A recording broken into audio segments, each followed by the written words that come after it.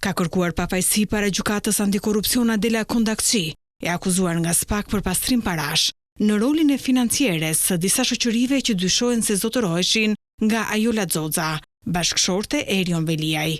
Mbrojtja e Pandeurës kujtoi se Kondakçi ka bashkëpunuar me drejtësinë, përderisa u tregua transparente për të folur rreth faturave financiare. Por të gjitha këto veprime ish financieria i ka kryer pa asnjë përfitim personal, tha më tej mbrojtja e saj.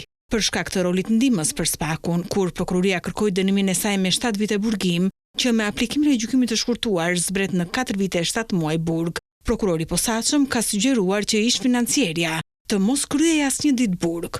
Ndërkohë në të njëjtën seancë u mbrojti edhe ish polici i burgjeve Fation Baçi, i cili u mori pandehur mbasi i dha telefonin Erion Veliajt, që rezulton se komunikoi me familjen.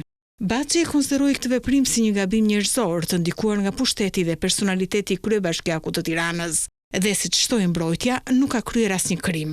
Mbrojtja e ish policit të burgjeve renditi si rrethana lehtësuese për të pandehurin edhe kushtet e tij familjare, me arsyetimin se klienti i tij është i vetmi i punësuar në familje.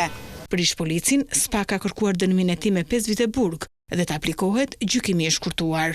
Procesi ndaj 11 të pandehurve për të cilët SPAK ka shpallur pretencën afro një muaj më parë, do të vazhdojë në 23 korrik me mbrojtjen e të akuzuarve të tjerë. Për Top Channel, Anila Hoxha.